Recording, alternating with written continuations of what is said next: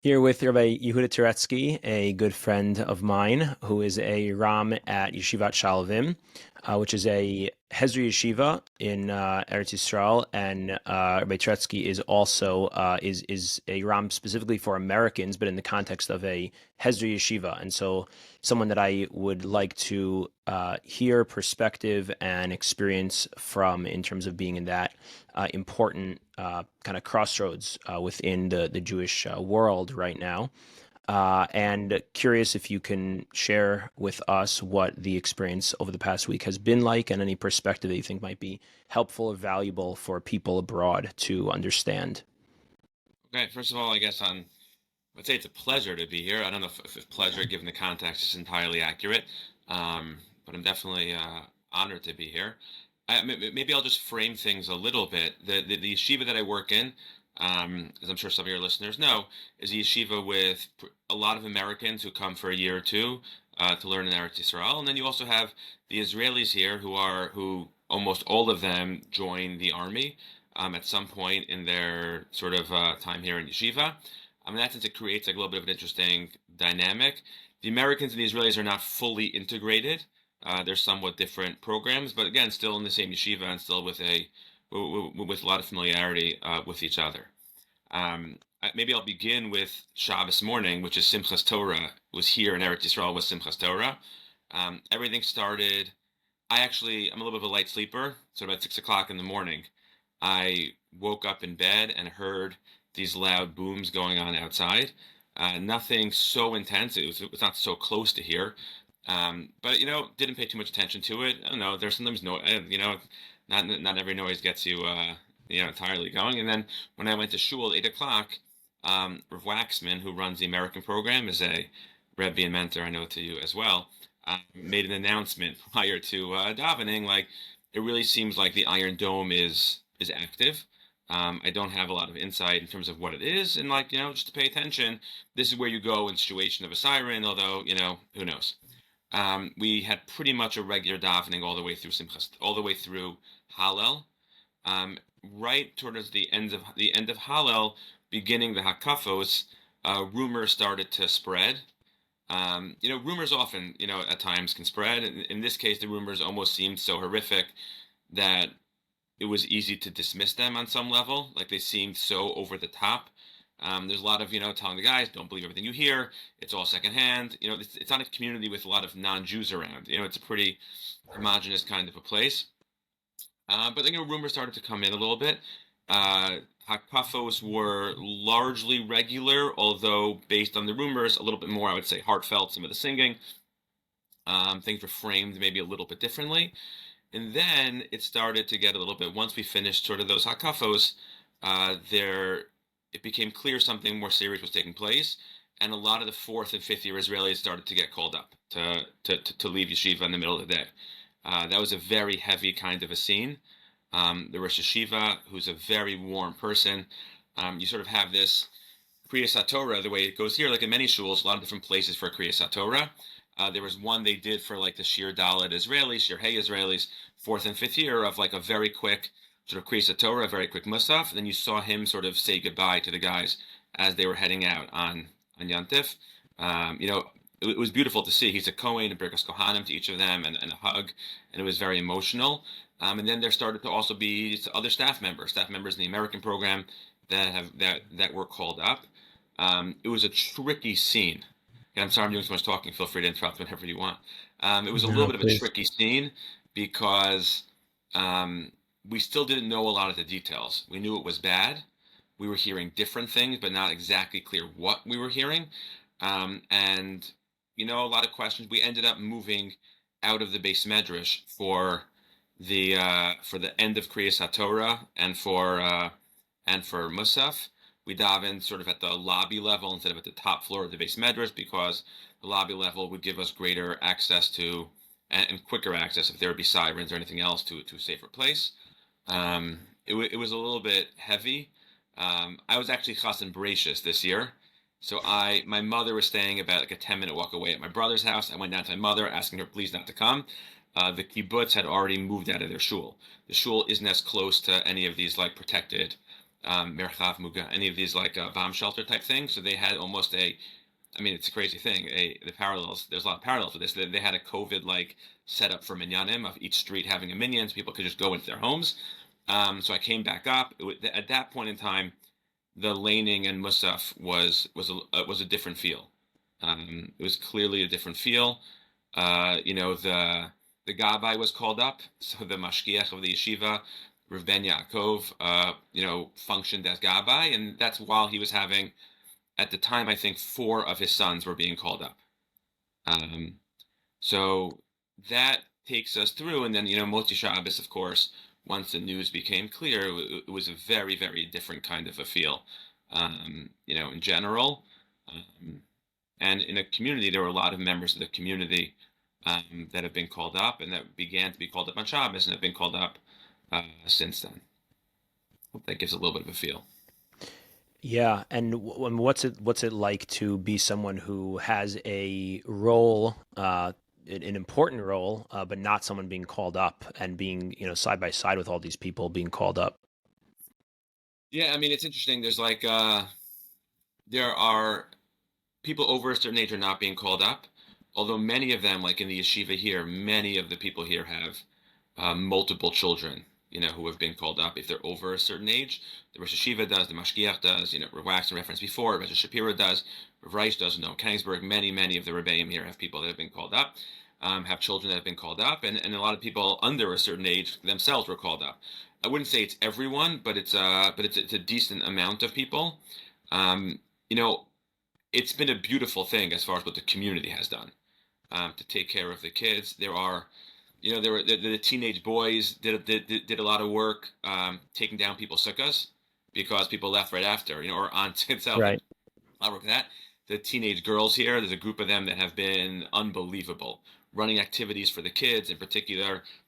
Kids, because again, it's kids whose fathers may not be here or older siblings, but also even if their parents are here, it's a crazy time. Running these sort of events, offering, these girls wrote on like the local WhatsApp group, like whatever you need, we are here for.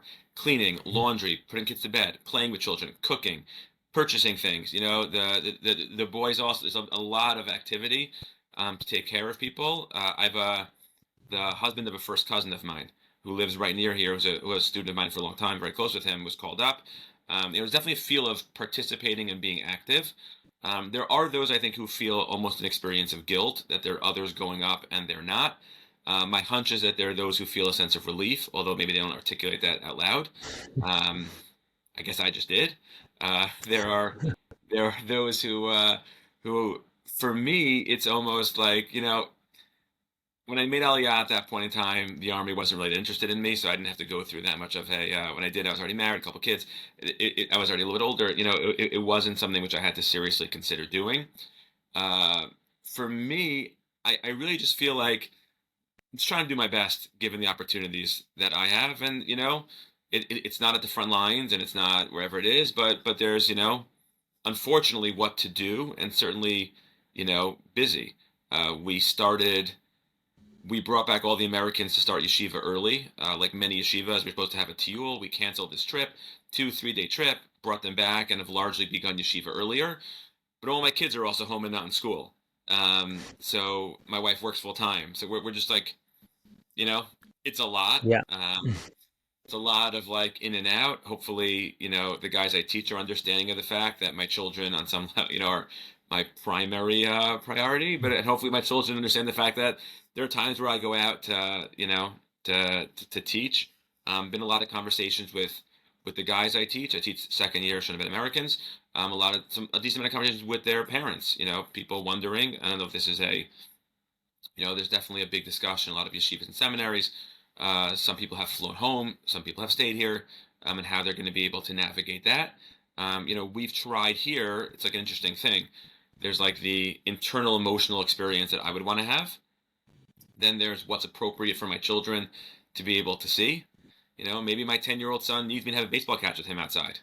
Maybe that's uncomfortable if a mother walks by whose husband's away and it's like, why are you having a catch? But for my son, it's important. And for the guys in yeshiva also, Rabbi Waxman, I referenced before, said to me yesterday, he finds that he listened to a little bit of the chizuk given in America. He finds there's like a little bit of a difference in the way people are talking to people in America and the way we're talking to people here in Eretz Yisrael. In America, it's like trying to speak in a very intense way to make people part of it, to feel that connection. And part of what we're doing with the guys here is, the vibe is intense. We're trying to calm things down a little bit for a lot of these guys. A little bit like, if you need, it's okay to play ball. It's okay to have that space. In the context of, they're on vacation this week and they're learning now, I don't know, whatever hours a day they're learning, and to try to make sure that they're not overwhelmed with things. There was a levaya here last night at 10:30 or so. The son-in-law of a family, Philon, person passed away. It was a very it's a tough balance. What to tell them, what not to tell them. My son has a kid in his grade whose father was killed, doctor in the army, and it's like I always have this question: like, do I share that with my shiur with the guys? Do I not share that with them? I don't want to scare them, but I also want to be honest with them and make them part of something. Thank God we're in a place which is relatively safe. I'm not speaking here as someone that's on the front lines or someone that, Baruch Hashem, has suffered, a real sort of direct loss, whatever that means, direct loss, in this particular context. But, just trying to figure out the right way for balancing my own feelings, those of the guys I teach, those of my family, and Yeah. things like that. Is there anything that you can think of or have, come across that you think Americans, in America, not those in Israel, might not understand or might be missing or might be helpful or important for them to be thinking about, or, something that they should be trying to do, or even just an awareness? Is there anything that, might be missed for us here on this end? I don't think so. Meaning my read on it, and again, because I work primarily with Americans, so my own read on it is that the community has been very much sort of like energized. A lot of, it's like almost like students of mine in different cities. Like I've seen like, in Chicago at the Hill and Rally, and then this in the Five Towns, and then, something this in Phoenix, and this in different places. People have like connected. It seems like people are also sending, a lot of people are also sending a lot of gifts. People are also sending a lot of sort of um, people are sending whatever people need in the army. Trying to take care of that. Hold on one second, if that's okay. Yeah, I'm of course. cautious. Ari, what's up? Yeah. I'm just on the Zoom. I have to do. Can we talk a little bit? I don't know. I'll tell you in like 10 minutes. Okay. He's adorable. You really want to get him on here? Just telling you.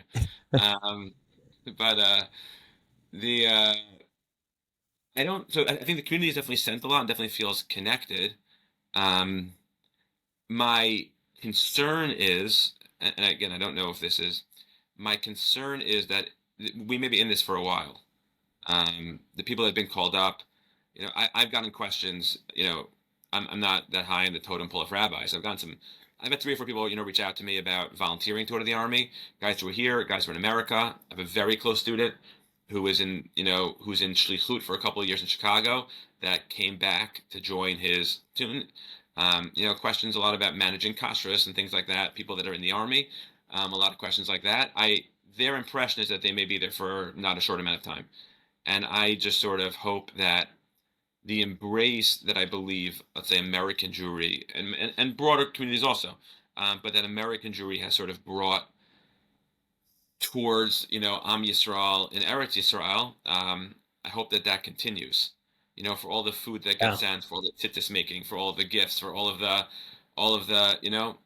we may be in this for a while, and some of these families, it may not be for a week, it may be for, a month, longer. We have no idea, where that to maintain that connection, I think, won't be as hard in Israel, where we're sort of feeling that anxiety day to day. But I hope that in America, where that can continue, and we can continue to feel that embrace. Yeah. Something I can't kind of stop thinking about is Rav Soloveitchik's speech that he gave. I think it was in like the early 70s, about this al chait that he felt should be added, that American Jews should add an al chait on Yom Kippur for the chait of their silence during the Holocaust. And it's something that kind of just I've been thinking a lot about, of like, what are we doing? What are we not doing? What more is there to do? But it's I don't know. It's not a simple matter of how to do that, and what to do. Yeah, I mean, I think there's going to be. Um, I want to get like, someone said to me today, an educator in a different institution, that he wonders at some point will America start sending people over. All the conversations about people going back, that too much of that can take a toll on those who are here. And sometimes in the past there have been these like missions of chizuk. Entering into a dangerous place is never ideal or encouraged. Um, I I wonder like what's called silence, what's not. I don't personally. I don't think I would have made that point on my own. I think people have a lot going on in their lives and appropriately want to be in safer locations if they're able to. I understand. I'm sympathetic to that, much as I believe in the power of and the importance of being here. Um, but I think it's a great question of like what's called silence in these moments. Is writing a check called silence? I don't think it's called silence. I think it's a very chashuv thing. I think it's a very, very important thing. I think tefillah is really, really important. I think being engaged in whatever we could with political figures is really, really important. America's support is crucial. It's vital. I think the community has responded very loudly, and I think in a way which is beautiful and very, very powerful. At least again, large segments of the community. I can't speak with authority. I don't follow the broader American scene enough to speak with authority and speak in terms of like all. But there's certainly a huge embrace, which has been powerful, and people have felt it here. People have felt it here. Um, I guess one thing I would say, which I think is like intriguing, is I don't think the people who are here, including many of the soldiers, at least that I've been in touch with, feel nebuch. It's not like they feel in the classic tzedakah dynamic. There's like the wealthy person gives the poor person, money. A lot of the people here, even those in the front lines, don't feel like they're the poor people. They feel like they are. I mean, I hope they are. Giborim. These guys are giants. These are mighty, strong people, and that's true even in the community here. People here are not, they're honored to be part of this, of this journey, challenging, gut wrenching, and for some families beyond tragic, like it is. But I think it's an interesting thing. I don't think they view themselves as recipients of tzedakah. I think they view themselves Hmm. as people that are performing a shlichus for Am Yisrael that is so great, and those that give are honored to be part of the shlichus. Honored to, Yeah, to yeah, facilitate and foster that. I think it's been an interesting yeah. sort of component here, of what it is. Yeah, that's pretty amazing. I didn't think about it that way, but that definitely is the experience. At least it feels that way to me on the side of the Americans giving. Right? It does not feel like stucca the way that I usually experience. Like if I'm giving someone stucca Hmm. at all, it almost feels like I'm the ani and they're the usher. And it's like it's anything I possibly can to like even just like come to their toenails like by giving them something to like do what they're doing. But that's a really interesting point. I'm curious, do you have a sense of like what is going on in the Haredi communities in Israel right now? Like what that's like, what Yeah, their yeah. I experience and mean, role is in this?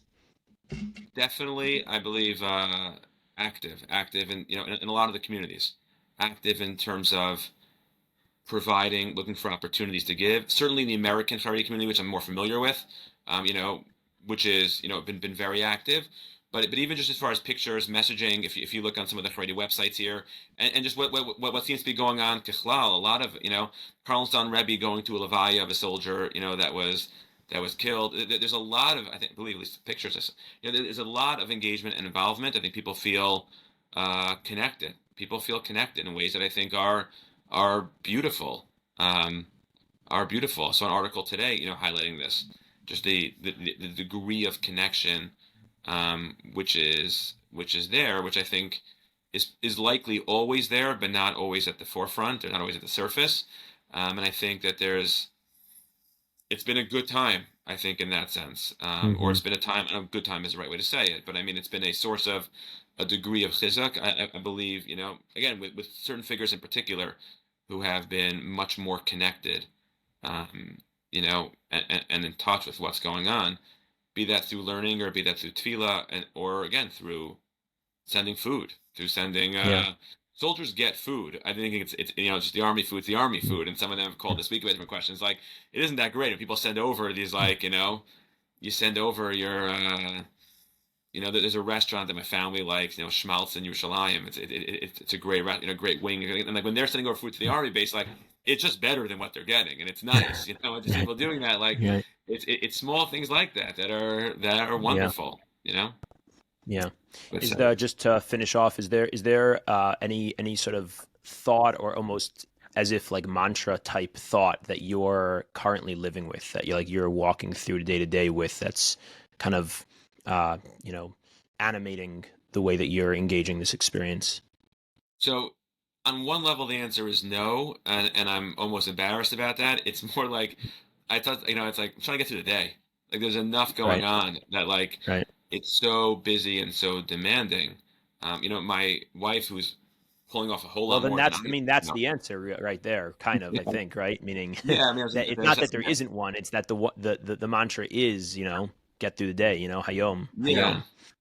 Or I've been saying, yeah. I mean, some of my conversations with students of mine, it's formulating it in terms of like, just go one step at a time. One step at a Right. time. Thinking about what's going to be in a week, it's going to be in 2 weeks. It's really one step at a time. It's like living in the present, in a very Yeah. real way. Um, Yeah. Again, with a little bit of like embarrassment. Sometimes it's like, am I, like, there's always more to do. There's more to Right. give. There's more to talk, more to provide. Be that for the loved ones in my home, or be that for my, mother who's in Yerushalayim, or, there have been some powerful moments, but like one day at a time. I'll share this with you because I think it's interesting. Student is a guy I taught for, he's my share for about 3 years, who was supposed to get married was going to get married Monday. The hall canceled, caterer canceled. We had he had to look for a place that the maximum amount in Yerushalayim was 50 people indoors with a mamad, with a place that could hold all 50. He got married in the Chorev school in Yerushalayim. It was a 50-person wedding. I mean, it was like a COVID type wedding. It was friends made all the food. Friends put everything together. The band was the same band, but everything else was like, and there's been And something you're very, very being humble because when I spoke to you a few days ago, you were in the middle of making meat for the wedding. I was involved in making the food. His friends also made the food. But there's like a little bit of there's something powerful about this. Each day at a time, and every day has hardships, and every day you can also find moments of real chizuk, and being able to embrace those moments of real chizuk is part of it also. It's one day at a time, but one day at a time. It's not all terrible. A lot of it's Mhm. hard, a lot of it's stressful, a lot of it's anxiety ridden, but a lot of it's a source of real positivity as far as seeing what the Jewish people are, the wider embrace, and at times participating in events that are joyous with an undertone of sadness, and trying just to manage and do what we can. Yeah. Yeah, it's pretty interesting to just, I guess, end off with this, but it's interesting thinking about how in a sense, the focusing on just, the moment and getting through the day, in a sense, sounds like a more kind of mundane, technical, reality, but, functional reality. But then there's also, not for now, but there's all these tyras, about Hayom, and about that the highest way of living is living literally just in the moment. And that's Hmm. actually the loftiest, most spiritual way of being in this world is to literally just be in the present moment as it is. And so it's just it's an intriguing thought how that most kind of base Totally. functionality connects us to the highest root of a way of being. Sure. Rabbi Turetsky, it's always a pleasure to speak with you. It would be God willing in much better circumstance. But thank you so much. I know your schedule is super busy. Thanks for making this time. It's very Thank you. meaningful and hopefully meaningful for many people who hopefully take chizuk and understanding and find connection through this. Thank you. Thank you very much.